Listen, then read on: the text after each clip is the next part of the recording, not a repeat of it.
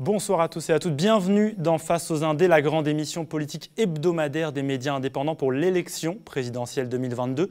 On est en direct chaque jeudi sur ce plateau, on interroge un candidat ou une candidate que nous avons invité, des candidats qui répondent aux questions des journalistes du média, de Regard, de Street Press, de Radio Parleur et aussi d'autres rédactions indépendantes comme ce soir le Bondy Blog.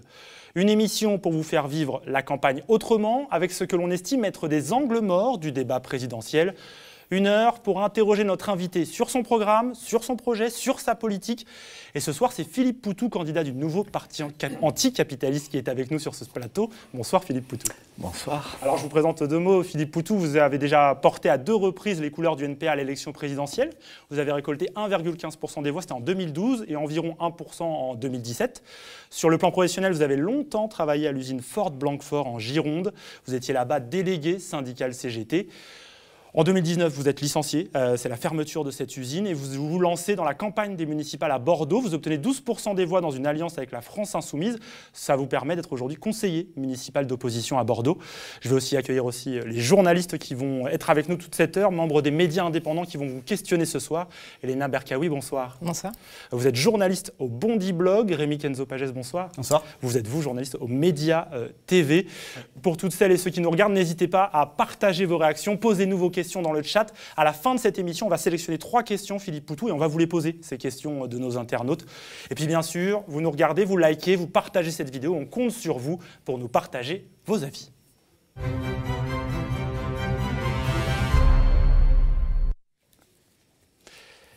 Et dans ce Face aux Indés, on va prendre le temps de détailler votre programme, Philippe Poutou. On va aussi évoquer la situation en Corse et la guerre en cours en Ukraine. On va aussi avoir une invitée surprise. Elle a enregistré spécialement pour vous une question rien que pour vous. Enfin, on vous posera 3 questions, je viens de le dire, adressées par nos internautes. Mais pour commencer, on va se pencher sur un sujet qui vous concerne beaucoup, les médias mainstream et leur rôle dans la campagne.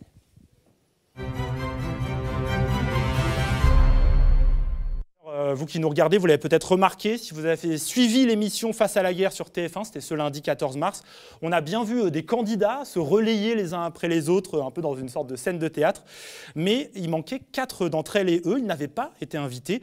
Je les donne, Jean Lassalle, Nicolas Dupont-Aignan, Nathalie Arthaud et vous, Philippe Poutou, vous n'étiez pas présent. Dommage, car lors de votre dernière intervention d'un débat présidentiel, vous aviez quand même marqué les esprits. Voilà, il est en face de moi. Que des histoires, et plus on fouille, plus on sent la corruption, plus on sent la triche. Et à côté de ça, donc, en plus, c'est des bonhommes qui nous expliquent qu'il faut la rigueur, qu'il faut l'austérité, et eux-mêmes, ils piquent dans les caisses publiques, donc il y a quand même un petit problème de ce côté-là. Après, vous pourrez parler. Non, monsieur Fillon, vous pourrez parler après. Pas comme ça. Oui, d'accord. Hein? Oui. Ah, merci. Donc bon, c'est ce que j'ai dit, je l'ai dit. Ensuite, il y a aussi Le Pen, hein, à côté. Alors, elle va peut-être réagir aussi. Mais Le Pen, pareil, on pique dans les caisses publiques. Alors là, c'est pas ici, c'est l'Europe. Alors l'Europe, pour quelqu'un qui est anti-européen, ça gêne pas de piquer de l'argent de l'Europe. Et le pire, c'est qu'en plus, le FN, qui se dit anti-système, ne s'emmerde pas du tout, se protège grâce aux lois du système, grâce à l'immunité parlementaire. Et donc, nous refuse d'aller aux convocations policières, donc peinard. Donc là, tout ça, ça illustre... Ce coup-là, vous êtes pour la police. Ça illustre, ouais, quand nous, on est convoqués par la police, nous, vous voyez, par exemple, on n'a pas d'immunité ouvrière. Désolé, on y va. Voilà. Vous avez une chance. Le système vous protège. Tant mieux pour vous. Alors, Philippe Poutou, cette passe d'armes, elle a fait un petit peu votre réputation. Malheureusement, cette année, vous n'aurez pas forcément le loisir de vous confronter de la même manière aux autres candidats à l'élection présidentielle. En effet, BFM TV a annoncé vouloir annuler ce débat du premier tour suite au refus d'Emmanuel Macron et de Marine Le Pen qui ne veulent pas y participer. Il n'y aura donc a priori pas de débat, même sans eux, puisqu'on aurait éventuellement pu envisager un débat juste entre vous 10, mais non, ils nous privent finalement de ce moment traditionnel dans une campagne présidentielle. Qu'est-ce que cela dit de notre système médiatique et de notre système démocratique ? Mais déjà, sur la question du débat, dans toute l'histoire des élections présidentielles, il y en a eu un seul. C'est celui qui a eu lieu le 4 avril 2017, hein, où il y avait tous les candidats, les candidates en même temps. C'est jamais arrivé avant. Et là, on voit que ça va certainement pas arriver après, parce que dès le lendemain de ce débat-là, plusieurs candidats avaient dit plus jamais ça. en fait, c'est la suite de ce moment-là, parce que le deuxième débat qui avait eu lieu à France 2, 2 semaines après, fin avril, c'était déjà plus un débat. Et on avait un peu oublié ça, puis on s'était dit, 5 ans après, ça va démarrer sur des bases un peu différentes. Ben non, il se trouve que Macron et compagnie, ils n'ont pas oublié, et là, ils ont bien intégré, en fait, que pour eux, c'était quelque part un risque, une prise de risque, et qu'il n'était pas question de relancer un genre de débat comme ça, où il y a tout le monde, parce qu'en fait, ce qui les emmerde, c'est pas tellement de se disputer politiquement, parce qu'ils sont capables de le faire, hein, mais entre eux, en famille. Mais dès qu'on sort un peu de la famille, dès qu'il y a des candidatures avec une liberté de parole comme la nôtre, ben là, ça leur pose un problème, et voilà, c'est clair, quoi. Donc, c'est pas un hasard si c'est Macron et Le Pen qui veulent pas. Ils s'en souviennent très bien, ils étaient à ce débat-là. Oui, parce que d'ailleurs, sur Libération, il y a eu un article qui dit qu'Emmanuel Macron, en fait, a peur de se faire, entre guillemets, fusiller par vous. Voilà, ça a été dit par son entourage, effectivement. Donc après, le mot peur, il faut arriver à le discuter. Qu'est-ce que ça veut dire, cette peur-là? Évidemment, c'est pas la peur comme ça, mais c'est qu'ils n'ont pas envie de s'emmerder. En fait, ils prennent pas de risque. Macron, il est en tête, Le Pen est deuxième dans les sondages. Je pense que ce calcul est tout simple, c'est que pas de prise de risque. Et le débat, c'est une prise de risque de fait. Ils peuvent se retrouver dans des situations un peu inconfortables. Mais alors ça dit justement que les élections, c'est pas du tout démocratique, mais c'est pas un scoop non plus. La loi des parrainages, c'est quelque chose de profondément antidémocratique. Même quand on franchit ce cap-là, on s'aperçoit que derrière, de toute façon, on n'est pas traité de la même manière. Bon, voilà. Alors, il y a la question de Macron, de Le Pen et des gros candidats qui veulent pas débattre. Derrière, on voit les gros médias qui jouent le jeu, en fait, qui s'adaptent à la fois aux lois du CSA ou de l'Arcom et qui s'adaptent à la volonté des gros candidats. Et puis, du coup, tout le monde se plie à ça. Et puis, voilà. Et puis, il n'y a pas de débat parce qu'en fait, tout le monde s'en fout, en réalité. La campagne électorale ou l'élection présidentielle, c'est un petit spectacle politicien. Et ça va quand ça tourne entre eux. Et puis, voilà. Mais alors, peut-être ce qui est en train de changer, c'est que ça s'assume sans honte maintenant. Enfin, voilà, le déni de démocratie s'assume beaucoup plus clairement qu'avant. Et c'est peut-être ça qui est en train de changer, mais à l'image de ce qui se passe dans la société, parce qu'on peut se plaindre de l'absence de démocratie, mais nous, ce qu'on a envie de dire, c'est que l'absence de démocratie, elle est aussi au quotidien, avec un pouvoir de plus en plus autoritaire, avec une répression de plus en plus systématisée, des droits d'expression, des droits de contestation qui sont très limités. On est dans une société qui se durcit. Et finalement, ce qui se passe dans l'élection, dans la campagne, c'est juste un petit reflet d'une réalité, d'une société qui est de moins en moins démocratique. Là, c'est une campagne qui est hyper particulière. On arrive à une sorte de paroxysme de ce point de vue-là. On a un président sortant qui ne veut pas débattre. On a une crise sanitaire qui, j'imagine, a dû vous empêcher dans les meetings, dans le tractage. Il y a la guerre en Ukraine, tout ça. Vous, votre campagne, elle se passe comment ?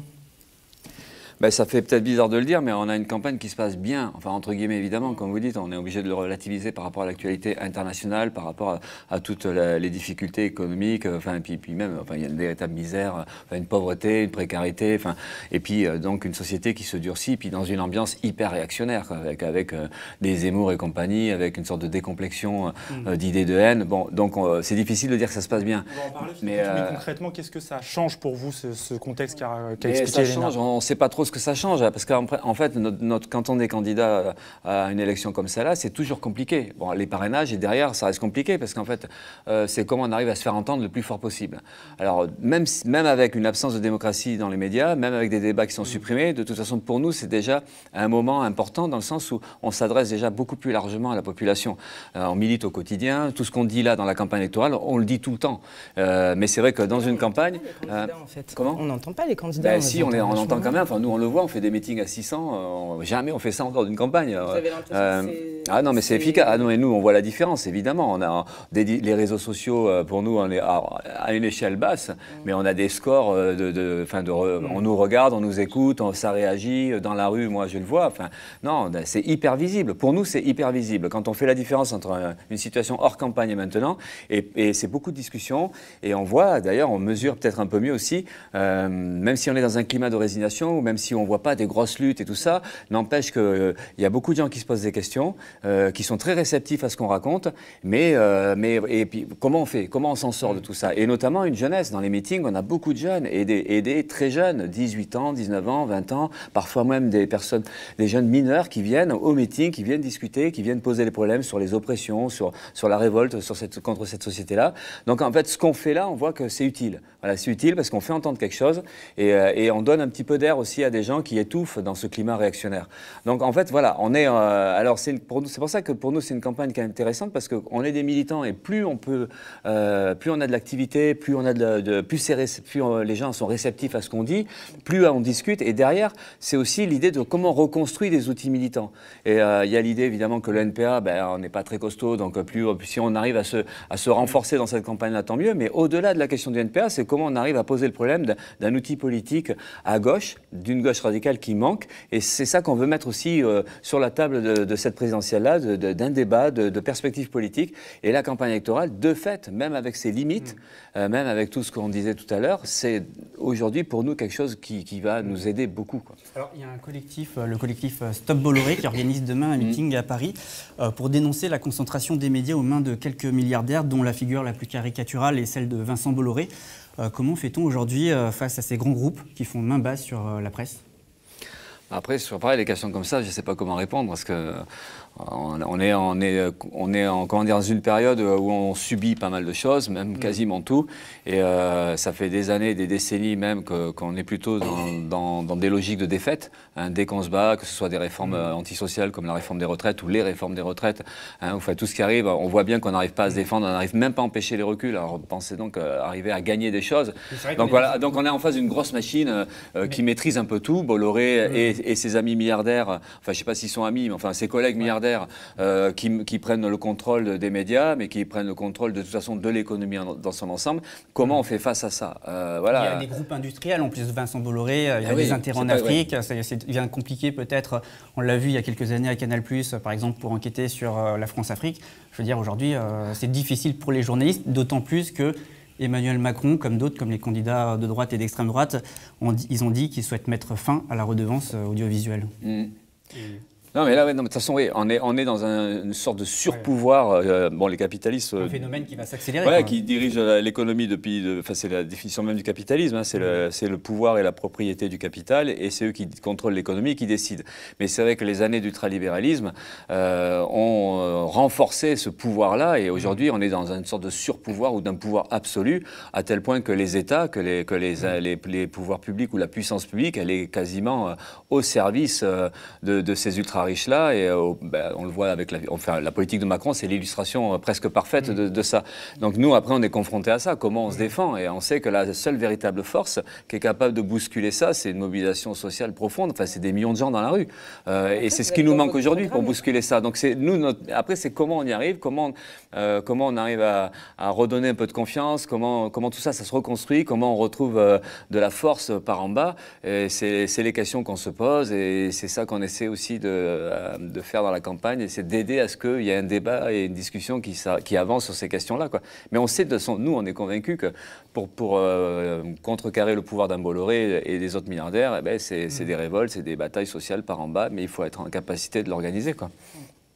Non, je voulais juste souligner que dans votre programme, il y avait des propositions assez concrètes concernant la concentration des médias, comme la suppression de l'ARCOM, remplacée par un organisme indépendant, une réforme du système d'aide à la presse. Enfin, on voit que c'est quelque chose qui a été pensé. L'ARCOM, le ex-CSA. Oui, c'est ça, c'est ça. Oui, mais en fait, après, sur tous les sujets, on va avoir des revendications qu'on pourrait dire presque réformistes, dans le sens où c'est comment on contrecarre, comment on limite un pouvoir. Mais nous aussi, on pose un autre problème, c'est quand la réalité, c'est qu'en fait, pour vraiment neutraliser des Bolloré ou empêcher les moyens de nuire à ces puissances-là, enfin à ces multinationales ou à ces capitalistes-là, c'est l'expropriation. En fait, c'est une économie qui est socialisée. Ouais, c'est vrai, notamment les grands groupes, évidemment. On discute de ceux qui ont le pouvoir par exemple, du groupe Bolloré. Ouais, du groupe Bolloré, de Total. Enfin, là, on parle des médias, mais on peut discuter de toutes ces grosses multinationales. Donc, la seule solution, c'est l'expropriation, la socialisation, c'est-à-dire en faire que des secteurs entiers de l'économie soient complètement sous contrôle de la population. Et c'est le système bancaire, notamment. Donc, c'est pour ça que... Ouais, mais dans votre programme, vous voulez nationaliser notamment les industries de l'énergie et des médicaments. C'est même pas nationalisé, c'est socialisé. Des questions sur ce sujet des médias, et ensuite on passera encore quelques minutes, et ensuite on passera à la suite. Oui.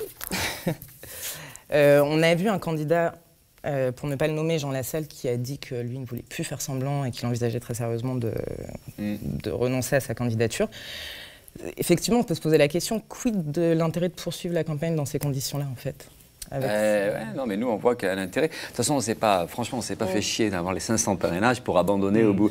Et là, on s'est trop battu pour les avoir. Mais on découvre pas non plus. Mais symboliquement, ça pourrait avoir un effet de dire, en fait, dans ces conditions.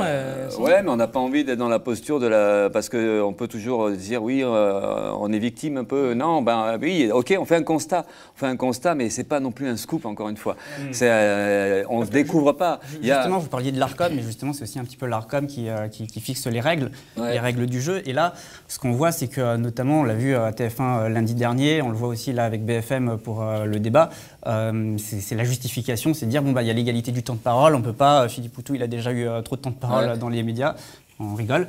Et voilà, et vous, justement, là-dessus, vous dites, il faut démanteler l'ARCOM. Mais est-ce que ce sera suffisant? C'est pas que l'ARCOM, c'est l'ensemble des lois.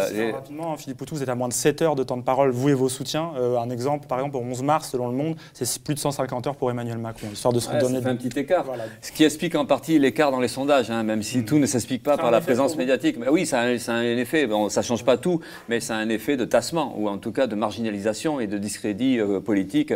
Voilà, ça joue, forcément. Mais oui, alors, donc il y a la règle de l'ARCOM, enfin de l'ex-CSA, mais c'est l'ensemble des règles électorales. On a l'impression, quoi. Ouais, mais c'est l'ensemble des règles électorales, parce que bon, je reviens sur les parrainages, mais après c'est la question aussi financière. Des partis politiques qui ont des millions à disposition, c'est évident qu'ils ont d'autres moyens d'agir, de se faire entendre. C'est pas juste la question médiatique en fait. C'est aussi la présence au quotidien, en dehors des campagnes électorales. Bon, donc et nous on arrive, on ne découvre pas ça. D'autant plus que l'absence de démocratie, c'est pas juste la liberté de parole ou le temps de parole dans une campagne électorale. Encore une fois, il faudrait discuter de la destruction des services publics. Enfin, la remise en cause démocratique dans la société, c'est quand même plus ça. La fin de la redevance audiovisuelle, on est aussi là-dedans. Ah oui, parce que c'est des logiques de démantèlement de services publics, c'est des logiques de contrôle par les financiers ou par les milliardaires de l'information et de la culture. Enfin, donc c'est un peu tout ça qu'il faut arriver. Alors nous, on arrive et on voit ça. On va pas dire ciao, on savait pas que ça allait être comme ça. On peut pas dire ça. On n'est pas naïf. On va accepter de jouer un jeu qui est déjà vous le critiquez et pourtant vous jouez dedans. Oui, on sait qu'en participant à une élection, d'abord on n'est pas électoraliste. Bon, déjà, on va à une élection et on dit que ce qu'il faut, c'est des révoltes. C'est ce qui se passe en Corse, la solution. C'est pas un bulletin dans l'urne, c'est ce qui se passe en Corse. Donc déjà ça. Deuxièmement, la fonction présidentielle, on n'en veut vraiment pas. Et on ne va pas faire les naïfs là-dessus. On ne veut pas être président de la République. L'objectif, c'est une tribune et que. Non, mais c'est pas qu'une tribune. C'est pas qu'une tribune, parce que justement, on peut effectivement dire mais alors vous servez des élections comme une tribune. C'est ce qu'on disait souvent à un moment donné. Mais c'est pas une tribune. C'est en fait, il n'y a aucune raison en réalité qu'on soit pas dans cette élection-là. C'est ça, dans l'autre sens. On peut nous dire pourquoi vous y êtes avec 1%, en plus vous ne voulez pas être président de la République, quel intérêt? Voilà, mais dans des mauvaises conditions. À l'inverse, c'est pourquoi on n'y serait pas. Pourquoi un parti politique, aussi petit soit-il, il ne pourrait pas participer à l'élection présidentielle? Parce que l'élection présidentielle, l'enjeu, c'est pas juste, enfin on voudrait réduire l'enjeu à changer de chef. Voilà, il y a un chef et on va le changer ou pas peut-être. Nous, on pense que l'élection présidentielle, c'est l'occasion de discuter du pouvoir.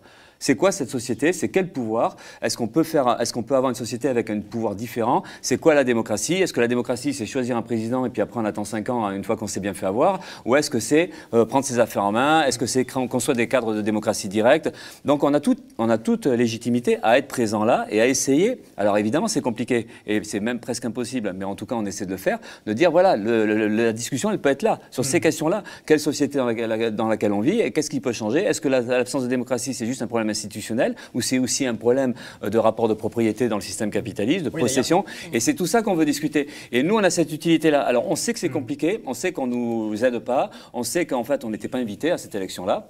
On a forcé une invitation, c'est comme si on avait piqué le carton d'invitation à quelqu'un, et on arrive, et on vient quand même. Et c'est pas maintenant que c'est difficile qu'on va dire on se casse. On peut pas faire ça. Après, la salle, c'est pas du tout la même chose que nous. Nous, on est une organisation politique militante. La salle, et je pense qu'il restera, il restera à la salle parce qu'il continuera à dire ce qu'il a à dire. Mais voilà, nous, on est une organisation militante, on fait une campagne militante, et c'est vrai aussi qu'on est hyper motivé à les faire chier. Dès qu'on peut les faire chier, on va les faire chier. Il n'y aura peut-être pas de débat, mais dès qu'on peut prendre 5 minutes sur BFM ou sur LCI pour dire, ouais, Macron, il se fout de la gueule du monde, et puis ce qu'on veut, nous, vive la Corse en lutte, voilà, c'est ça. Et cette voix-là, elle est hyper importante. Même si c'est 10 secondes, même si c'est 7 heures sur 150, ça compte, et on pense qu'il y a cette utilité-là, et encore une fois, derrière, c'est le côté aussi un peu psychologique d'une certaine manière. C'est plus on fait entendre ces idées-là, plus on permet à des gens de s'en emparer. Et nous, on veut être utile à ça. Pas tout seul, parce qu'on sait que la gauche, elle est diverse et tout ça, mais nous, on veut notre petite part dans cette remobilisation populaire. Justement, Philippe Poutou, avec les médias indépendants, vous avez 1 heure pour en parler. On va l'utiliser aussi pour parler de vos propositions, de votre programme. En vérité, on s'est aperçu en préparant cette émission qu'il n'y avait pas grand monde qui vous posait des questions de fond sur le programme. Pourtant, il se distingue très clairement des autres candidats et candidates. On en parle tout de suite. Aujourd'hui, il y a eu une manif intersyndicale sur les salaires. Vous y étiez? Oui. Et dans votre programme, vous proposez de relever le revenu minimum à 1 800 € net par mois, d'augmenter tous les revenus de 400 € aussi. Est-ce que c'est la solution miracle face à la montée de l'inflation, la hausse du prix des carburants? Alors, on ne raisonne pas comme ça. En fait, on essaie de partir du principe de ce qui ne va pas. Aujourd'hui, les revenus, le SMIC tel qu'il est aujourd'hui, les revenus en général, c'est largement insuffisant pour pouvoir vivre décemment.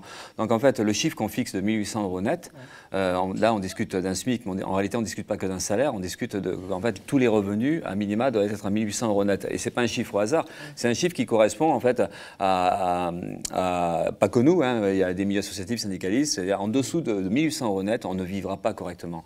Donc c'est déjà de partir de ce principe-là. C'est-à-dire en fait, on est dans une société moderne avec plein de richesses, il n'y a aucune raison qu'il y ait des gens qui souffrent ou pour une raison ou pour une autre. Et puis donc il faut un revenu minimum. Et ce revenu minimum, c'est 1 800 € net. Financé sur les profits.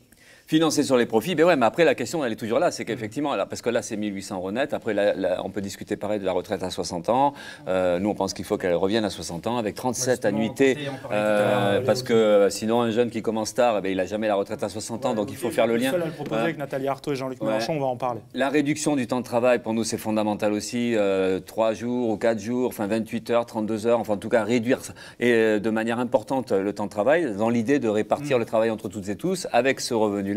Voilà, donc ça, toutes ces revendications sociales-là, avec à côté la défense des services publics ou la reconstruction des services publics, pour nous, c'est des réponses aux urgences sociales. Et pour vivre correctement, dans une société qui a largement les moyens de le permettre, donc on se dit, il faut oser de mettre, revendiquer des choses, pas s'excuser en fait d'exister ou pas s'excuser de dire, oui, j'aimerais bien avoir un peu plus. C'est pas un peu plus qu'on veut, c'est normal. On veut normal. On veut, enfin, je ne parle pas bien, mais on veut des choses qui mais des trucs, mais c'est une question de dignité, c'est une question de, on n'est pas en train sinon, c'est un peu des fois le problème des luttes syndicales. On est tellement affaibli, on se sent tellement pas fort qu'on va dire si on pouvait avoir 2% de plus. Mais non, c'est pas 2% de plus qu'on veut. C'est qu'en fait, on veut un partage équitable de la richesse dans la société, d'autant plus que cette richesse de la société, elle est quand même produite, pas par les actionnaires, pas contrairement à ce qu'on veut nous faire croire, pas par les milliardaires, elle est produite par tous celles et ceux qui galèrent, et y compris celles et ceux qui sont aujourd'hui au chômage. Par rapport à ça, vous avez dit le mot oser, là, mais oser, c'est justement peut-être le sujet, parce que, par exemple, vous avez parlé des retraites. Emmanuel Macron, lui, il veut la retraite à 65 ans. Vous, à contrario, vous venez de le dire, vous voulez la retraite revenir à 60 ans. Mais durant ce quinquennat, avec plus toutes les promesses aujourd'hui que nous fait la majorité pour le prochain mandat, s'ils sont réélus, on a l'impression de faire face à de nombreuses régressions sociales. Il y a des attaques de toutes parts qui se profilent.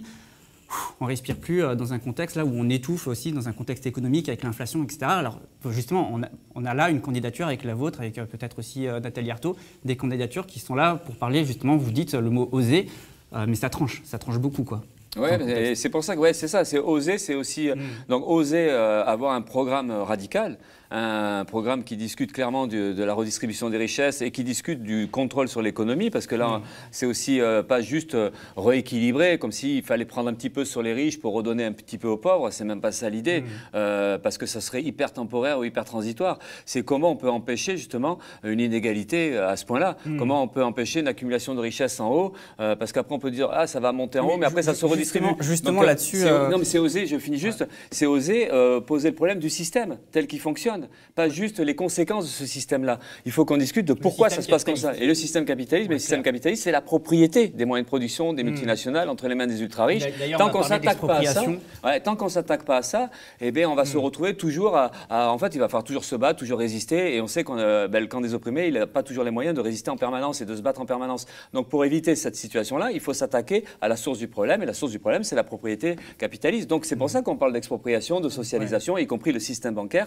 Et il y a que comme ça qu'on peut réellement mettre en place une économie. La réquisition aussi, parce que moi, quand j'ai lu votre programme, j'avais un petit peu l'impression que la réquisition, c'est un peu l'outil premier de votre politique. Oui, et quand je dis expropriation, c'est la réquisition. Effectivement, on réquisitionne, même si la loi de la réquisition, par exemple, des bâtiments vides, c'est pas de l'expropriation. Mais nous, on est effectivement sur la réquisition et sur l'expropriation, c'est-à-dire en fait la suppression de la propriété privée capitaliste. Et alors après, on nous dit c'est utopique ou machin, oui, sûrement, pour l'instant en tout cas ça l'est, mais c'est obligatoirement un objectif politique, il faut qu'on discute sérieusement. Là, le capitalisme, c'est pas juste des pauvres, c'est pas juste des inégalités sociales, c'est aussi une planète qui est en train d'être détruite, et puis c'est un monde militarisé, parce qu'en fait, tous ceux qui dirigent et qui possèdent, c'est produire des armes, c'est vendre des armes, c'est soutenir des dictatures, et puis derrière, les guerres économiques, c'est les guerres militaires. Donc en fait, il y a vraiment, nous on pense qu'il est vraiment d'actualité, et il est vraiment très raisonnable même, de discuter de comment ce système-là on le renverse. Et notre programme, il est constitué de ça. Alors après, on a des revendications, comme vous dites, des revendications qui permettent aussi de montrer à quel niveau on devrait oser revendiquer, mais plus on ose revendiquer, plus on met la barre haute, plus ça permet aussi de poser le problème politique de fond qui est celui de la remise en cause du système. Et puis derrière, c'est aussi une confiance qui nous... Enfin voilà, c'est tout ça qui... Nous, on pense que la radicalité du programme, elle aide aussi à discuter plus clairement de comment on fait pour les obtenir. Et là, on voit assez clairement aussi que les élections, ça paraîtra pas le moyen le plus sûr pour changer la donne, quoi. Oui. Et votre programme, il se distingue aussi parce que vous proposez un retour de l'État en force. Donc 1 million de fonctionnaires embauchés, renforcer le service public, nationaliser les entreprises de l'énergie et du médicament, réquisitionner les banques privées. C'est ça la solution pour vous? Plus d'État, un retour massif. Un État, on va dire, alors comment on discute d'un État social ou d'un État... c'est un État socialiste. Bon, après, si on discute de la théorie marxiste de l'État... C'est pas cette politique-là. Et là, c'est une politique de l'État au bout de la rue. D'un coup, il revient partout. Là, c'est la question de l'État, parce qu'en fait, l'État, d'un point de vue marxiste, c'est un outil entre les mains de la classe qui domine la société, de la classe des possédants, donc des capitalistes.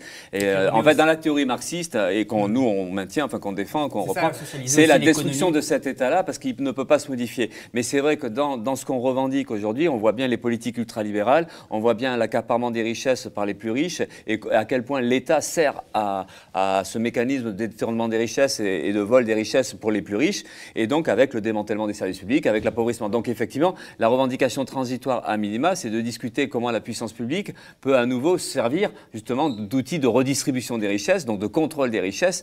Mais au bout du compte, ça pose le problème du pouvoir et de reprendre le pouvoir, donc de reprendre la main sur un État comme ça, mais de transformer cet État de manière à ce que l'économie, ce soit vraiment une société qui fonctionne avec la préoccupation de répondre aux besoins sociaux. Et donc pour ça, il faut enlever les moyens de nuire, il faut enlever le contrôle aux capitalistes. Donc c'est pour ça que c'est la remise en cause d'un État aussi. D'accord. On doit s'attendre pour les prochaines années, apparemment, à de gros combats, à de grosses luttes des classes, parce qu'on voit que la plupart des candidats qui sont visiblement les mieux partis pour prendre la suite sont quand même des candidats dont le programme est assez violent. Comment vous préparez la suite? C'est quoi comment vous comptez faire face en fait? En quelques mots, Philippe. Après, on passera. En quelques mots, pas trop. Alors c'est ça que ça veut dire. Sachant que tout ce que vous dites, ça va devoir être conquis aussi d'autres luttes. Enfin, là, Macron a présenté son programme. On a vu un peu les. On a bien vu. On a vu ce que. De toute façon, Macron, pour lui, il est sûr de gagner. Il est en train de dire ce qu'il va. Il est en train, contrairement à ce qu'il avait fait il y a 5 ans, il est en train de nous dire ce qu'il va nous faire. Donc effectivement, c'est la retraite, même les attaques contre les droits des chômeurs, puisqu'en fait le RSA sera conditionné à du travail effectif. Et puis même pour le monde des enseignants, les enseignants, ils pourraient avoir peut-être une augmentation de salaire, mais à la condition de travailler plus. Mais du coup, vous préparez à une rentrée sociale. Oui, non, mais c'est clair. Mais de toute façon, le problème qu'on a, c'est que le pronostic des élections, il est terrible de ce point de vue-là, parce que soit c'est Macron qui gagne, c'est le grand favori, mais si c'est pas Macron qui gagne, c'est Le Pen, et si c'est pas Le Pen, c'est peut-être Zemmour ou Pécresse. Et en fait, la victoire à gauche, entre guillemets, elle est la moins probable. Donc on sait de toute façon qu'on va avoir un gouvernement ultralibéral et réactionnaire, parce qu'on peut dire que Macron, on est aussi dans le réactionnaire, parce que les Darmanin, les Blanquer, idéologiquement, on n'est pas loin des idées d'extrême droite, et même très proche des idées d'extrême droite. Donc de toute façon, on aura un gouvernement qui sera notre ennemi. Donc c'est la question du plan B, effectivement, c'est qu'aujourd'hui, on sait qu'il faut qu'on se prépare à des mouvements sociaux. Alors comment on construit ça? Et c'est ça que je disais au début, c'est comment dans la campagne électorale on peut déjà poser ce problème-là. Et c'est ce qu'on peut reprocher à Mélenchon d'ailleurs, avec qui on partage pas mal de revendications sociales, hein. Mais il y a un truc qu'on ne partage pas du tout, c'est faire comme si il gagne, tout est bon, mais et s'il ne gagne pas, hein, et qui est malheureusement d'une certaine manière le plus probable. Comment on se prépare à la suite? Comment à partir du mois de mai, qu'est-ce qu'on fait à partir du mois de mai? On attend 5 ans? On attend 5 ans qu'un autre super candidat de gauche puisse éventuellement gagner. Donc c'est pour ça que l'actualité aujourd'hui, c'est les luttes sociales, c'est le mouvement social à construire, à reconstruire, et c'est aussi de discuter d'un outil politique qu'on n'a pas. La gauche, elle est laminée, elle est pas que divisée, elle est complètement impuissante, complètement hors sujet ou hors concours. Donc il faut discuter de comment on reconstruit la gauche et quelle gauche on voudrait. On ne voudrait pas sauver ou refaire la gauche qu'on a eue hier, hein, qui s'est reniée tout le temps et puis qui a gouverné contre les populations dès qu'elle a eu le pouvoir. Nous, on voudrait une gauche radicale, anticapitaliste, féministe, internationaliste, antiraciste. Et comment on la reconstruit, cette gauche-là? Et avec qui? Et avec qui? Non, mais ouais, mais parce que personne n'en parle. Et c'est ni Mélenchon, ni Roussel, ni encore moins Jadot ou Hidalgo. Alors nous, on essaie d'en parler. Et c'est important d'en parler, c'est de dire, alors qu'est-ce qu'on fait? Comment on se défend demain? Est-ce qu'on est capable d'imaginer la situation dans un mois? Parce que les élections, c'est dans un mois. On sera dans la merde dans un mois. Donc pourquoi personne pose ce problème-là? Qu'à un moment donné, peut-être qu'il faut discuter que faire de la politique, ça ne sera pas juste attendre 5 ans. Et c'est ça qu'on voudrait mettre sur la table. Philippe Poutou, si la lutte des classes, elle doit s'intensifier ces prochaines années et qu'on doit s'attendre à de grosses luttes, il y a aussi peut-être de la répression policière, malheureusement, qui accompagne ces luttes. Donc il va falloir aussi peut-être s'y préparer. Philippe Poutou, je vous avais reçu sur ce plateau en juin. À ce moment-là, je vous avais posé une question si on avait besoin de continuer à déléguer la sécurité à des corps d'État, s'il n'était pas temps de penser notamment à la question de l'abolition pénale. Vous m'aviez répondu que ce n'était pas forcément évident à formuler aujourd'hui ce sujet, mais que vous ne rejetiez pas forcément cette idée. Vous voulez d'abord apporter une réponse immédiate par rapport à une urgence face aux violences systémiques de la police, notamment dans les quartiers populaires, en commençant par désarmer. Alors comment vous allez procéder et par quel bout, quelle est la priorité ? Après, c'est sûr, il y a la vision un peu à long terme ou la revendication à long terme. Nous, on pense qu'il faut abolir la police. Mais c'est dans l'idée d'une autre société où justement il n'y a plus d'exploitation, plus d'oppression, donc plus d'ordre à maintenir. Hein, l'ordre capitaliste ou l'ordre du dominant, c'est là où il y a besoin d'une police en fait. C'est quand il y a une société divisée en classes sociales, une société qui repose sur l'exploitation et l'oppression, il y a besoin d'une police pour maintenir cet ordre-là, cet ordre des dominants. Donc quand on est dans la perspective d'une société où il n'y a plus de classe dominante, évidemment la fonction policière, c'est plus du tout la même. Donc à long terme, et d'ailleurs ça ne se discute pas qu'à long terme, c'est qu'il y a aussi des débats sur l'abolition de la police, comment on pourrait... ça se travaille, alors nous on travaille comme on peut avec les moyens du bord, mais on sait qu'il y a des milieux ou universitaires ou militants dans les collectifs qui posent le problème. Aux États-Unis, quand il y a eu la mort l'assassinat de George Floyd, on a bien vu Black Lives Matter qui posait aussi ce problème de comment, d'essayer de voir. Donc il y a ça, alors ça c'est à long terme, aujourd'hui c'est difficilement crédible, comme on fait dans les médias, c'est pour ça qu'on a aussi des revendications qui posent aussi les problèmes de cette police-là qui est ultra violente et qui est plus la société est en crise, plus il y a des inégalités sociales, plus il y a des risques de contestation sociale, plus cette police va jouer son rôle de maintien de l'ordre et plus elle va être répressive. C'est ce qui se passe avec Macron. Du coup, comment vous allez faire face à cette corporation justement qui est très organisée et qui se défend quoi? C'est comme tout, c'est une question de rapport de force, de mobilisation. On peut imaginer sans discuter d'une révolution dont on ne sait pas quand c'est qu'elle va avoir lieu, on peut discuter que si le rapport de force il change dans la période qui vient, s'il y a des mobilisations permanente, on peut imaginer qu'on peut faire avancer des revendications sur la démilitarisation de la société, c'est-à-dire, oui, désarmer la police, en tout cas les corps de police qui sont en contact avec la population. Mais je ne sais pas si vous avez vu les images en Corse. Les images en Corse, c'est intéressant parce qu'on a des manifestants qui avancent, une police qui recule, hein, et là, après, on peut se dire, il y a un moment donné, peut-être que la population sera suffisamment forte et elle-même pourra se défendre contre la violence policière et que si... mais c'est ça, mais la Corse, c'est la démonstration de la réponse populaire face à la violence policière. Seulement sur la question de désarmer la police, c'est une proposition que vous avez dans votre programme. Vous l'aviez déjà énoncée en 2017 et vous aviez choqué certaines personnes. Mais c'est une proposition qui est intéressante. On est dans un contexte où il y a une inflation de mesures sécuritaires, où on sort d'un quinquennat qui l'a démontré plus qu'aucun autre. Mais comment vous pouvez être audible, comment vous pouvez convaincre en fait? Parce que désarmer, comment vous pouvez l'expliquer, cette proposition, aujourd'hui par exemple? C'est pas une proposition, c'est un combat. La révolte, on verra demain, mais quand ça va se révolter, quand ça va péter, l'armement, il ne sera pas que du côté de la police. Donc le problème qu'il y a, c'est que en fait, les droits démocratiques, non, mais sinon après, on fait comme si aujourd'hui, ne serait-ce que se battre pour défendre son niveau de vie, comme l'ont fait les Gilets jaunes, on se fait tirer à vue. Ils se sont fait tirer à vue. LBD, grenade, d'une manière complètement injustifiable.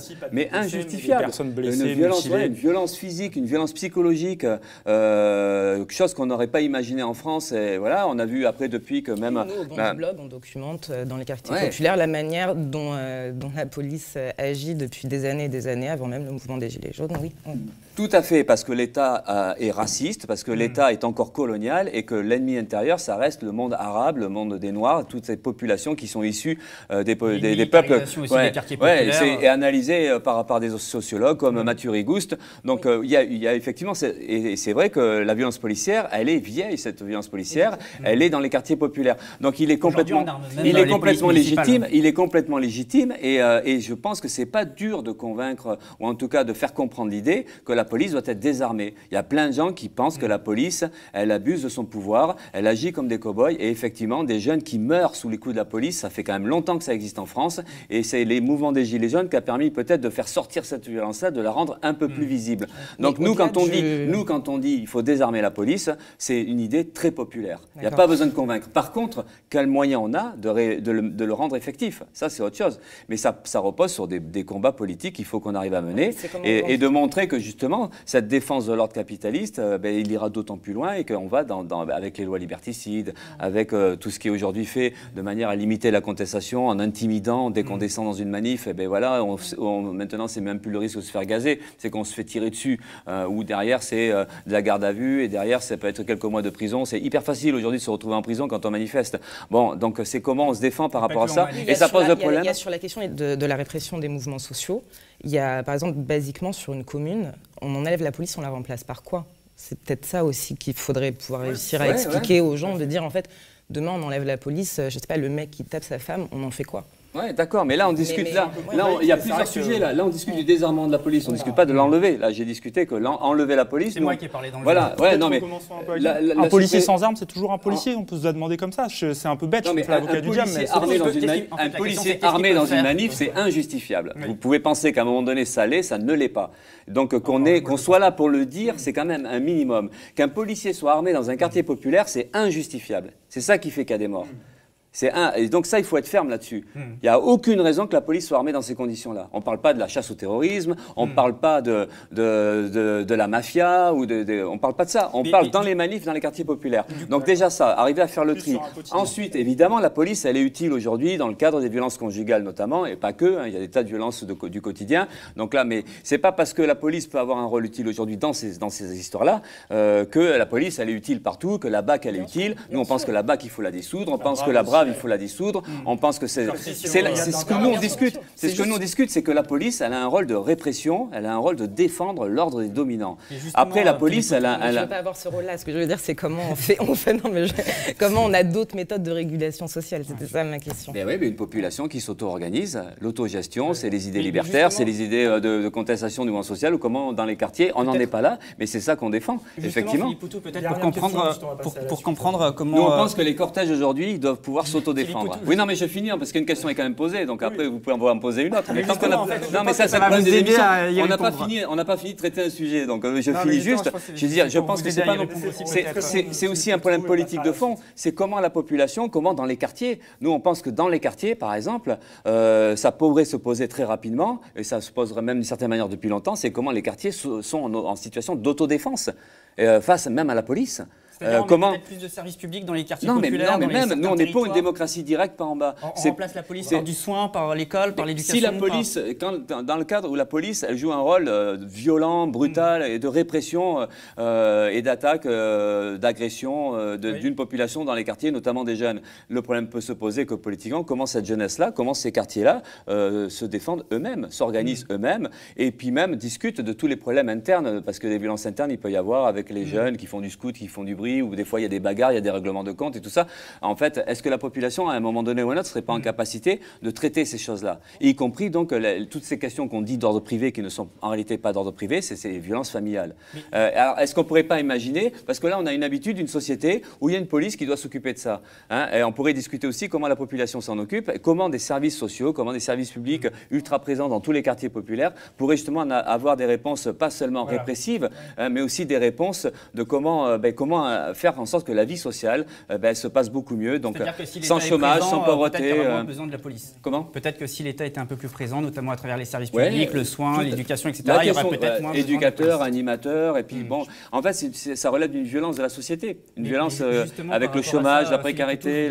Je voudrais vous demander par rapport à ça, parce que très rapidement, pour passer à la question suivante, mais parce que justement, vous me dites que vous avez mené une réflexion profonde au-delà des mesures. Pas assez profonde, je pense, mais bon, on mène une réflexion, oui. Au-delà des mesures de désarmement sur la question de la remise en cause, mais je parle d'un point de vue structurel de la police. Est-ce que du coup, ça signifie aussi qu'on discute de son financement? Est-ce qu'on maintient le budget de l'État qui est réservé justement à la police? Qu'est-ce qu'on en fait de ce budget? Ah non, mais nous, on est pour diminuer, évidemment. Mais enfin, nous, on est convaincus. Parce que ça, c'est une des grandes revendications outre-Atlantique, justement, avec Black Lives Matter et Défense de police. Oui, d'ailleurs, ils demandaient des diminutions drastiques de budget de financement des polices fédérales, des polices de ville. Et non, mais justement, parce que c'est vrai qu'on le voit, ça fait combien d'années qu'on a les discours sécuritaires, hein, qui étaient d'abord des discours de droite et qui sont devenus aussi des discours de gauche, et qui disaient, bon, face aux incivilités, face à la délinquance, face à tout ce qui se passe, la réponse, c'est des policiers, de la vidéosurveillance, et donc toujours plus de moyens. Et on s'aperçoit que ça n'a jamais rien réglé et que la société devient quand même de plus en plus violente. Et donc là, après, c'est la question de la réponse sociale. Nous, on pense que par rapport à tout ça, c'est le combat contre le chômage, c'est le combat contre la précarité. Et c'est vrai que c'est l'existence ou le développement de services publics, de structures publiques dans les quartiers, un peu partout. Un bureau de poste qu'il ne faut pas fermer. Enfin voilà, tout. Je voudrais passer un peu aux questions d'actu. L'actualité est très très chargée. Il y a des sujets qu'on a vraiment envie de voir. Parce qu'il y a des questions. C'est de l'enthousiasme. J'ai plein de questions à vous poser, mais c'est vrai qu'il faut passer à la suite. Je voudrais passer à ça et commencer par la Corse. Vous en avez déjà plusieurs fois parlé. Je sens que ça vous travaille. On est à 2 semaines de tension après l'agression en prison d'Ivan Colonna, condamné pour le meurtre du préfet Erignac. Philippe Poutou, le 13 mars sur BFM, vous évoquiez un réflexe colonial de l'État dans ces affrontements en Corse. Dans votre programme, vous affirmez vouloir mettre fin au système colonial. Tout simplement, est-ce que pour vous, ces événements en Corse, c'est un avatar de ce système que vous dénoncez? Oui, enfin, un avatar, je sais pas trop ce que ça veut dire, mais oui, enfin, en tout cas, nous, on pense que, enfin, c'est assez, ça semble assez clair. Il y a une colère qui a explosé en Corse en réponse, c'est suite à l'assassinat, la tentative d'assassinat d'Ivan Colonna, qui est dans le coma, qui est entre la vie et la mort. D'ailleurs, aujourd'hui, le gouvernement, il a suspendu sa peine de prison parce que quand le pronostic vital est engagé, il y a un droit qui fait que. Donc, mais on voit aussi comment le gouvernement il flippe. Il y a une colère qui s'exprime, il y a des combats de rue, il y a des images assez spectaculaires donc de forces de répression qui reculent. Il y a même des palais de justice qui brûlent un peu. Et on voit l'efficacité que ça a, où derrière le gouvernement il se demande comment ça peut évoluer et il recule. C'est efficace. Parce que ça fait peur au gouvernement? La preuve, c'est que le gouvernement il enlève le statut DPS alors qu'il aurait dû le faire depuis très longtemps. Il maltraite les prisonniers politiques corses. Il se fout de la gueule de la population corse en ne lui reconnaissant pas des droits, parce que nous on pense que c'est un minimum, pas que pour la Corse, il y a aussi le Pays Basque, il y a aussi, on pourrait parler de la Bretagne ou puis des anciennes colonies françaises dans les Antilles, en Guyane et tout ça, le droit à l'autodétermination des peuples, c'est fondamental. Ça s'est mal passé. Et voilà, et là c'est un référendum foiré volontairement pour repousser. C'est un référendum dans lequel les Kanaks, donc partisans de l'indépendance, n'ont pas participé. Oui, parce qu'un référendum en général, on discute de comment on organise les choses. Et bien l'État a imposé un référendum à une date qui était infaisable puisque c'était en pleine crise sanitaire où les Kanaks, ils avaient plein de gens qui mouraient et donc ils ont demandé, l'État a dit non, on fait le référendum était boycotté et du coup, résultat, c'est un report d'une discussion pour plusieurs mois ou plusieurs années sur le droit à l'autonomie des peuples kanaks. C'est une situation très différente de la Nouvelle-Calédonie ou pas en fait. Il y a des points communs, c'est pas exactement la même chose évidemment parce que les Kanaks se sont fait massacrer quand même pendant des décennies. Il y avait un véritable colonialisme en Nouvelle-Calédonie, en Kanaki, et la Corse, c'est pas tout à fait la même histoire. Mais ça se ressemble quand même parce que c'est c'est des revendications, ce qu'on appelle les revendications nationalistes, régionalistes. Ce sont des revendications finalement d'un statut. Oui, ouais, c'est un statut qui demande un droit à l'autonomie, un droit à l'autodétermination, et nous on le reconnaît. Un droit à l'indépendance. Et un droit à l'indépendance. Après, ben, c'est jusqu'où ça va, comment ça se discute et tout ça, mais nous on est pour ça. Et c'est vrai que là, ce qui est intéressant, c'est que en fait, il y a un moment donné, la colère éclate. Alors sur le déni démocratique, sur le refus de reconnaissance de droit à la culture, enfin bon, mais ça s'élargit au fur et à mesure. On part d'Ivan Colonna. Parce que c'est là-dedans, parce que c'est dans la tête de tout le monde, sauf que ce qu'on voit, mais c'est comme les questions sociales. Et d'ailleurs, la Corse, c'est aussi une révolte sociale, hein, parce que la spéculation immobilière, la hausse des loyers, les bas salaires, il y a aussi une jeunesse, et c'est elle qui est très mobilisée dans le combat corse aujourd'hui, qui souffre de la situation sociale et qui n'a pas d'avenir, et donc tout ça, ça pète maintenant. Et c'est à la fois le déni démocratique sur les questions des revendications nationalistes et en même temps les questions sociales. Mais on s'aperçoit que c'est tout le temps comme ça. C'est quand même nous là aujourd'hui, il y en a plein qu'on aura quand Macron il dit la retraite à 65 ans, il y en a plein qui ont les boules, il y en a plein qui disent Macron, enfin je vais pas dire des gros mots, mais la colère existe. Oui, non, mais c'est pour dire quoi. La colère existe, mais pourquoi il y a un moment donné ça éclate. Et la Corse, ça éclate. Et bien, suite à la tentative d'assassinat d'Ivan Colonna, il y a des fois des étincelles, des déclencheurs. Les problèmes, ils sont déjà bien existants avant. Et là, ça part. Et quand ça part, et comme ça, de la manière dont ça part aujourd'hui en Corse, eh bien, on voit l'efficacité d'une lutte radicale, l'efficacité d'une colère. C'est que le gouvernement, le pouvoir en général, eh bien, il se demande comment il gère la situation et il a tendance à reculer pour calmer les choses. C'est ce que fait le gouvernement aujourd'hui. Il commence à reculer pour essayer de voir si ça peut arrêter la lutte. Et c'est des calculs. Gérald Darmanin, ministre de l'Intérieur, a proposé évoquer l'autonomie. Si Emmanuel Macron était réélu, c'est quand même assez vague. Ouais. Bon, je ne vous demande pas si vous êtes pour l'autonomie, je pense que la réponse est oui. Vous êtes aussi pour l'indépendance. Comment vous jugez ces mots de Gérald Darmanin ? Si Darmanin dit ça, c'est qu'il flippe. Darmanin, ils sont hostiles à l'idée d'autonomie, sinon ils en auraient déjà discuté, ils l'auraient planifié. Ça montre à quel point ils ont la trouille, à quel point, non seulement, enfin en plus, un conflit en pleine période électorale, ils ne savent pas les conséquences que ça peut avoir. Mais c'est vrai que là, on a l'impression qu'en 2 semaines, ils ont obtenu plus qu'en 5 ans pour les députés, les députés corses. D'ailleurs, le mouvement nationaliste, les Simeoni et compagnie, ils sont débordés par une jeunesse qui a dit, ben voilà, c'est comme ça qu'on va résoudre le problème. Mais c'est vrai que c'est un coup de colère. Et nous, ce qu'on peut espérer, c'est que cette colère-là va s'organiser et qu'ils ne vont pas lâcher parce que ce sont des formidables moyens de pression. Mais là, le moyen de pression, il n'est pas juste sur la question, encore une fois, démocratique. Elle est aussi sur ces questions sociales-là parce qu'en fait, la Corse, mais comme le Pays Basque, c'est des zones touristiques. Et on voit que les zones touristiques, c'est sous contrôle des ultra-riches. Et puis aujourd'hui, il n'y a même plus la possibilité de se loger correctement. Ou même, en Pays Basque, il y a des luttes en ce moment. On n'en entend pas parler, mais il y a des luttes contre la spéculation immobilière et sur le droit à des jeunes de pouvoir... l'association notamment, des choses comme ça, mais on est quand même sur un protocole de paix, une volonté de paix, alors que c'est moins le cas encore. C'est des mouvements où la colère n'est pas loin, il y a des occupations, ça n'a pas été médiatisé, mais il y a des jeunes au Pays Basque, justement, toutes les organisations qui ont occupé des terrains pour empêcher la spéculation et pour dire, ben nous on veut vivre en Pays Basque. Ils ont fait reculer, ils ont gagné en justice et ils ont réussi à repousser des problèmes et eux, ils revendiquent aussi le droit de vivre et d'avoir non seulement d'avoir des loyers corrects et aussi la question de l'agriculture, des jeunes agriculteurs qui veulent du terrain pour pouvoir relancer un peu la production agricole de proximité. Et travailler au pays. Oui, tout à fait. Et donc ça se passe pour l'instant, mais en fait c'est pas juste pacifique parce qu'ils occupent et c'est là où on voit que ces questions-là elles sont posées de manière à peu près semblable dans plein d'endroits et c'est peut-être que la lutte corse, c'est peut-être aussi, c'est ce qu'on espère quelque part, une sorte de donner envie à d'autres et de voir comment on peut coordonner les résistances pour arriver à faire vraiment reculer pour de bon le pouvoir. Philippe Poutou, on va passer, je veux parler de l'Ukraine, mais du coup, en 2 mots, pour vous, l'indépendance de la Corse, si vous êtes président, c'est oui. Moi, je ne réponds pas comme ça parce que je ne veux pas dire, on ne dit pas, ça n'a pas de sens, président, on ne veut pas l'être. Mais une société démocratique, elle reconnaîtrait le droit à l'autodétermination de la population corse, à la population basque. C'est un minimum de démocratie aujourd'hui. Faire l'inverse, ce sont des sociétés qui ne sont pas démocratiques. Donc ça... Je vous propose de passer maintenant à l'Ukraine, on change un peu de territoire. Je rappelle, on est maintenant à 3 semaines d'une guerre déclenchée par la Russie. Dans un communiqué publié par le NPA, votre parti évoque une agression impérialiste de la Russie. Mais dans votre programme, vous pointez aussi le rôle de l'OTAN, vous demandez l'arrêt immédiat de son extension. On le voit, vous distinguez 2 blocs, une Russie impérialiste, un OTAN que vous jugez aussi impérialiste. En termes de responsabilité, Philippe Poutou, vous les renvoyez dos à dos, ces 2 blocs, dans cette guerre ? La preuve que non, parce que vous l'avez dit vous-même, on a commencé par la dénonciation de l'agression de Poutine et de l'impérialisme russe. Donc on ne les met pas dos à dos. Aujourd'hui, il y a un constat, c'est le premier qui tire, c'est Poutine. Voilà. Et ils bombardent sans crainte de massacrer des populations, de provoquer des afflux de migrants à peut-être 3 millions de personnes qui fuient. Non, c'est l'agression caractérisée d'un impérialisme, celle de Poutine. Alors, entre parenthèses, c'est pas un gros scoop, parce que là, tout le monde s'aperçoit que Poutine, c'est un dictateur, que c'est un salopard. Enfin, c'est la Tchétchénie, c'est le Donbass, la Crimée, enfin voilà. Les précédents conflits déjà. Je tiens à préciser quand même que la communauté internationale n'était pas gênée par ce Poutine-là, parce que les Jeux Olympiques d'hiver ont eu lieu à Sochi il n'y a pas si longtemps que ça. La Coupe du Monde de football a eu lieu en Russie il n'y a pas si longtemps que ça.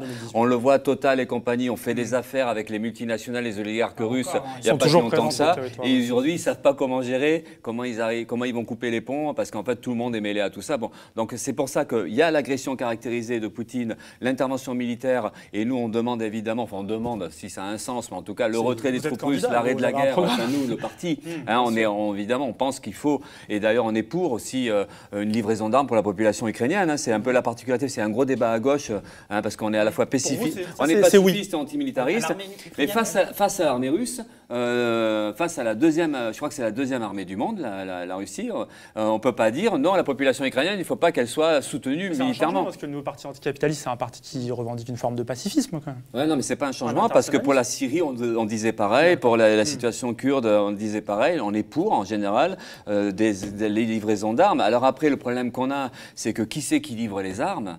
Dans quelles intentions et à qui elles sont livrées. Voilà. Donc et là, ça revient à ce que vous disiez, c'est qu'on est dans un monde impérialiste, inter-impérialiste. Et en fait, le problème, après, il y a eu des périodes comme la Révolution espagnole où il y avait les livraisons d'armes, et c'était des gouvernements de gauche, ou la France qui avait livré discrètement des armes aux républicains. Donc on savait où allaient les armes. C'était un combat qui était plus clair. Hein. Les antifascistes contre le fascisme de Franco. Il y a des situations comme ça qui sont plus faciles. Il y a énormément de débats à l'époque sur ça. Et à un moment où le mouvement ouvrier ou le mouvement révolutionnaire était un peu plus costaud, aujourd'hui on n'est pas dans cette situation-là. Donc c'est vrai que c'est pas simple. Autant on pense que c'est légitime que la population ukrainienne se défende. Donc oui, évidemment, la question de la livraison d'armes, ça paraît une évidence. Mais ça signifie qu'on peut comparer le Front républicain en Espagne avec non. J'essaie d'expliquer que les problèmes politiques se posent de manière un peu différente, mais c'est vrai que c'est de voir comment les raisonnements. Mais là, le problème qu'on a, c'est qu'en fait, on n'a aucune confiance dans l'OTAN. Aucune confiance dans Biden, dans le Royaume-Uni ou dans l'impérialisme français, parce qu'on sait que ces impérialismes-là, ils se moquent des peuples autant que les autres. On l'a vu avec l'Afghanistan, 20 ans d'intervention militaire pour à la fin partir en laissant les talibans prendre le pouvoir et enfermer les femmes dans leur maison. On a vu l'intervention en Irak, destruction d'un État, destruction d'un pays, et l'embargo, parce que c'est la question des sanctions aussi. Les sanctions qui sont imposées, ce sont les peuples qui les subissent la plupart du temps. Et on voit les conséquences, et l'intervention française au Mali, qui n'a rien réglé du tout, l'armée se retire et la situation elle est certainement pire qu'il y a 8 ans. Donc on voit ça. Donc après c'est difficile quand on est des organisations comme les nôtres. Alors on a des liens de solidarité avec des camarades en Russie, avec des camarades dans plusieurs pays européens. On essaie de voir comment on peut construire des solidarités, comment on peut agir politiquement, mais on a aussi une forme d'impuissance aujourd'hui. Donc c'est toutes ces choses-là qui se discutent. Mais c'est vrai c'est intéressant de discuter du monde tel qu'il est organisé, de la militarisation, de la course aux armements, de la production d'armes, des ventes d'armes. La France vend des armes à l'Arabie Saoudite, elle vend des armes à l'Égypte, qui servent après à réprimer leur propre peuple. Et voilà. Et en plus, on a comment la France elle a participé à la militarisation de la Russie. C'est terrible, ça. Et donc, on ne peut pas faire confiance. Mais comment on pose ces problèmes-là et ça ne veut pas dire que tout ce qu'on dit, c'est archi juste, parce qu'après, ça peut évoluer en fonction d'eux. Mais c'est vrai que l'attitude qu'on a aujourd'hui, c'est ça. On dénonce l'agression de la Russie. On pense qu'il faut que la population ukrainienne ait des moyens de se défendre militairement. Mais voilà. Après, comment ça peut évoluer, comment ça peut se construire. Mais surtout, on pense que c'est une solidarité internationale des peuples et on en appelle, mais un peu comme dans la question sociale, comment on prend nos affaires en main, comment on se défend, et on pense qu'il faut une mobilisation forte à l'échelle européenne contre la Russie pour déstabiliser Poutine, mais à tous les coups il y aura un mouvement en Russie qui va faire tomber Poutine, on ne sait pas, parce que Poutine peut-être qu'il fait le truc de trop et il va s'effondrer, on ne sait pas. Mais en tout cas ça part d'une population qui se bat et aller par-delà les frontières, et donc contre la guerre, contre les dictatures et ici contre le monde impérialiste. Philippe Poutou, on a eu votre point de vue sur l'Ukraine. Je voulais changer de sujet. Je vais m'adresser un instant à nos spectateurs. On a une tradition dans Face aux Indés, c'est une question surprise. Malheureusement, on a un problème en régie. On ne peut pas vous diffuser la question de Léa Chamboncel. D'abord, on présente nos excuses à Léa de ne pas pouvoir diffuser cette question. Je vais vous la donner, je vais essayer de la traduire au mieux. Léa Chamboncel est journaliste. Elle vient de publier le livre « Plus de femmes en politique ». Et la question qu'elle se posait, c'est qu'elle constate que dans votre programme, il y a énormément de questions sur les questions de genre, sur les questions de féminisme et tout. mais que de Alain Krivine à Olivier Besancenot à vous, depuis quasiment 30 ans, voire 40 ans, c'est un homme blanc qui représente la LCR puis le NPA. On voulait un peu avoir votre retour là-dessus et pourquoi on ne réussit pas à proposer, sans vouloir vous faire offense, d'autres têtes et d'autres... Non, mais pas d'offense du tout, parce que moi, je n'étais pas pour, et même l'organisation ne voulait pas que ce soit moi. Et le problème était posé, évidemment, que ce soit une camarade, parce qu'on est bien conscient que c'est Alain Krivine. Vous avez des porte-paroles qui sont très... Mais on n'a aucun problème de ce côté-là, voilà. Mais c'est vrai qu'on ne maîtrise pas tout, on ne fait pas tout comme exactement on aimerait bien le faire. On a nos propres faiblesses aussi. Et évidemment que c'est un souci pour nous. Et on n'est pas satisfait de la situation. Voilà, mais on n'est pas satisfait de plein de choses, en fait. Il y a plein de choses qu'on fait, qu'on ne sait pas faire, et on en est bien conscient. On est bourré de défauts, de toutes ces faiblesses-là. Et ça en est une clairement. Ça en est une clairement. On le reconnaît. Je ne vais pas dire qu'on le revendique, mais on reconnaît ça. Après, on a des dispositifs concrets, clairs pour améliorer la représentativité des minorités dans votre parti? Ah ben oui, la direction, il y a la parité qui est maintenue. On fait un effort partout où on peut. Après c'est pas toujours simple parce qu'en fait, ça dépend des forces militantes, comment elles sont constituées, mais la direction est à parité. Les tribunes qu'on fait, elles sont à parité, enfin, dans les meetings et tout ça. Voilà, on a un porte-parole à parité. Donc évidemment, on fait des efforts là-dessus, enfin, on fait gaffe, et c'est un souci qui est pour nous. Mais après, et on ne maîtrise pas tout dans le sens, par exemple, là aujourd'hui, pourquoi c'est moi alors que moi, personnellement, j'avais pas envie et que nous, le parti, on n'avait pas envie que ce soit moi. Pourquoi justement du coup voilà, donc, justement, j'étais en train d'expliquer, c'est cool parce qu'en fait, on s'entend bien de ce côté-là. Donc nous, on avait ce problème de comment on fait aujourd'hui, en sachant que ça revient à la discussion du début, c'est qu'un parti comme le nôtre, arriver à être candidat à la présidentielle, c'est un exploit en fait. Ça relève d'un exploit. C'est qu'à chaque fois on franchit le truc, on se dit putain mais comment on a fait pour s'en sortir? Donc la loi des parrainages, donc comment on arrive à assurer une sorte de légitimité d'une candidature anticapitaliste dans le cadre d'une gauche complètement divisée, dans le cadre où une élection donne favori Macron ou Le Pen, comment on arrive à justifier notre présence? Dans le cadre de la crise sanitaire, on n'a pas pu faire d'AG, pas pu se retrouver, pas pu discuter tout ça physiquement. Comment on fait pour s'en sortir? Eh bien finalement, au bout du compte, on s'est dit si on fait un visage inconnu, on n'y arrivera pas. On n'arrivera pas au parrainage, on n'arrivera pas à rendre légitime une candidature. Inconnu quand vous avez fait la Non, là, la troisième fois. La première fois, vous avez réussi à le faire et pourtant on ne vous connaissait pas. Comment vous avez pris la suite de Besancenot? Oui, et alors? Justement, pourquoi c'est moi? Oh non, on pourrait rediscuter. Il y avait la lutte Ford, il y avait plein de choses et tout ça. Il y avait, après, c'est des choix collectifs qui sont faits parce qu'on peut dire mais pourquoi c'est un mec? Mais enfin, après, on vote et puis voilà. Mais là, non, je vous parle de ce coup-ci où ça devait changer. Et on n'a pas réussi à faire autrement et on essaie de faire au mieux. Mais après, voilà, oui, il y a les choses qu'on ne fait pas comme on n'arrive pas à faire tout ce comme on aimerait bien que ce soit. Mais il n'y a pas que ça. Alors, on va aller rapidement à une autre tradition, le fait de donner la parole à celles qui nous regardent. On a noté quelques questions que vient de m'amener Erwin, que vous avez peut-être vues. Une question de Isab, tout d'abord. Elle voudrait savoir, en quelques mots, quelle action concrète on peut faire pour faire payer les évadés fiscaux. Dans votre programme, c'est interdire les paradis fiscaux. Concrètement, comment c'est la socialisation des banques. Il n'y a que ça. Il n'y a que ça. L'expropriation des banques, la socialisation des banques, tout le reste, c'est faire semblant. Les fusions, toutes les banques. Ouais, un monopole public, ce qu'on appelle un monopole public bancaire, parce qu'il n'y a que ça qui peut faire que cet outil-là soit transparent, en fait. Voilà. Tant qu'il est entre les mains du privé et des capitalistes, évidemment, c'est eux qui gèrent. Et puis, il n'y aura jamais de transparence. Donc, la seule façon d'assurer de la transparence, donc d'assurer du contrôle et donc d'empêcher effectivement l'évasion fiscale et d'avoir un regard sur les flux financiers, c'est la socialisation des banques. Enfin, ça paraît évident. Alors après, comment on le fait? Mais c'est en tout cas la seule réponse concrète. J'ai une autre question de Lelouch-Lamperouge qui vous demande votre point de vue sur la souveraineté monétaire. On est un peu dans le même type de réponse, on est d'accord sur la question de la... Oui, mais après ça pose le problème des rapports sociaux, de qui dirige l'économie, parce que la monnaie c'est juste un outil qui est neutre et qui ne devient pas neutre quand il est aux mains et sous contrôle d'une classe sociale. Voilà, donc ça. Du coup, plus d'euros.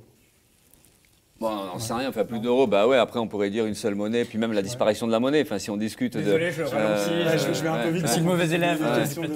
Non, là ça devient technique, un peu plus... Une question toute simple de Jordan, est-ce que vous êtes la légalisation du cannabis, est-ce que c'est oui? Bien sûr, largement, mais ça fait longtemps. Là aujourd'hui j'ai vu que même à droite, il y en a qui commencent à dire oui, il faut légaliser le cannabis. Mais nous ça fait bien longtemps qu'on le défend, mais même on est plutôt sur l'idée d'une dépénalisation de l'ensemble des drogues, de l'utilisation des drogues, de la consommation des drogues. Après ça veut pas dire... mais ça ne veut pas dire qu'après on considère que c'est pas dangereux, que ça fait pas de mal et tout ça, mais en tout cas contre la répression liée à la consommation de la drogue, et ça peut être aussi un outil qui esquinte un peu le trafic. Et après, c'est comment on répond aussi médicalement, socialement à la question de la drogue qui fait aussi du dégât. Mais on est pour des salles de shoot, on est pour aussi une prise en charge collective dans la société, une structure publique qui se développe et qui permet de répondre à ces difficultés-là. Mais c'est vrai que ça passe, à notre avis, par une dépénalisation et une légalisation de ce qu'on pourrait appeler les drogues douces, même si ça ne s'appelle plus comme ça aujourd'hui. On ne distingue plus la drogue douce et la drogue dure. Question de nos téléspectateurs et téléspectatrices. The M. Kaon, mes excuses à lui ou elle si je touche son pseudo. Est-ce que le NPA aidera les ZAD face aux grands projets inutiles?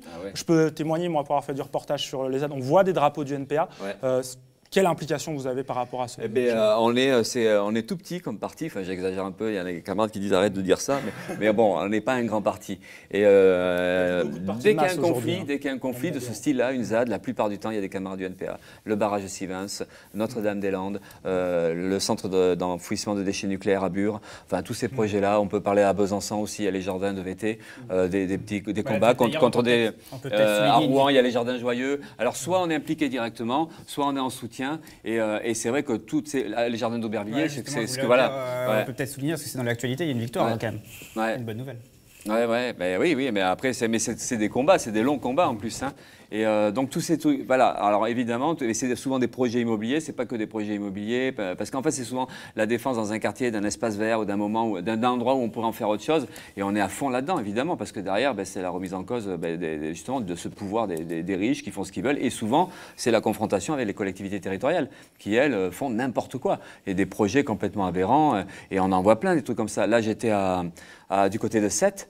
Sète, Béziers, donc c'est du côté de Montpellier, hein, et il y a un projet d'autoroute, d'un échangeur, et on est allé voir sur le terrain, on a discuté avec les associations, mais des fois on se dit mais c'est incroyable de faire des trucs comme ça, hein, de construire une autoroute qui va intensifier le trafic routier, et souvent les milieux associatifs, ils sont hyper bons sur l'explication des conséquences, et alors là il y a un truc qui se passe, c'est qu'ils essaient justement il y a plein de projets autoroutiers en fait, il y a plein de grands contournements, et ils essaient de voir comment ils peuvent reconnecter toutes ces luttes-là et de manière à avoir un rapport de force plus favorable, mais contre ces logiques de bétonisation.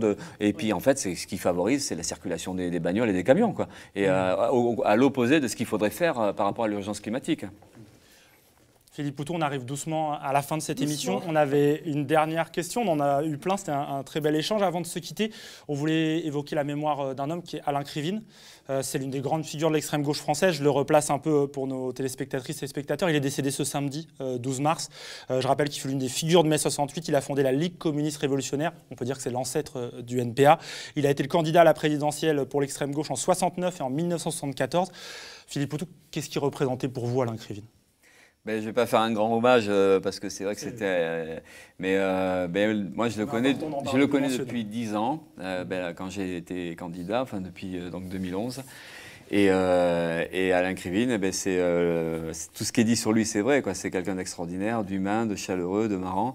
Et c'est peut-être un des premiers soutiens, même à quel point il était toujours là, à aider, à soutenir, voilà. Bon, mais après moi j'ai du mal à en parler, j'en parle pas beaucoup. J'ai jusqu'à présent quasiment même j'ai des sollicitations de journalistes. J'ai refusé toute réponse là-dessus parce que je le fais à minima dans le sens où c'est un personnage, un militant très connu, un dirigeant connu même internationalement. Donc il y a tous ces hommages politiques. D'ailleurs il y a une journée lundi, on lui rend hommage. Bon, c'est les obsèques et on fera le 30 avril un hommage à la mutualité. Bon, mais moi, ce qui se joue, c'est très personnel, c'est une affaire intime.